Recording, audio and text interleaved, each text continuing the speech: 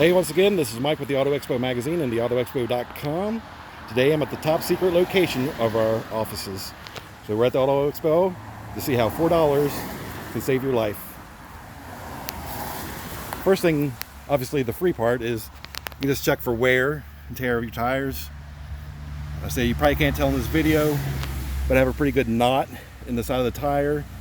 As you can see from my wheels, I hit curbs pretty often and potholes because I live in West Virginia. The first tool we're going to use is the tire depth gauge. Tire depth gauge tells you how much tire left you have left in your tire. So lift it all the way up, squeeze down. So this tire is roughly 2% or 2/32 of an inch. So it's time to replace this tire. My tire is also 98 cents, runs about 32 pounds per square inch in tires. Air pressure, as you can see on here, I don't know if you can tell or not, I'm reading perfectly about 30, so that's still good. You might wonder, why is tire depth important? Well, basically for wet stopping distance, if you have a 2/32 of an inch tire, your stopping distance is about 250 feet. 11/32 of an inch tire, you're looking at 160 feet.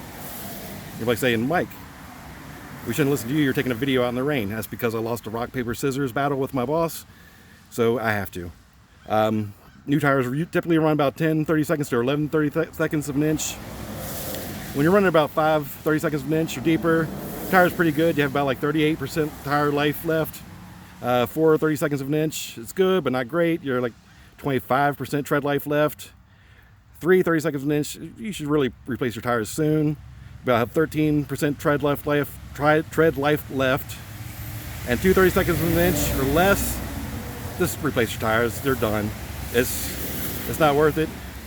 You just need to replace your tires now, like I do. So don't be like me. Actually, change your tires.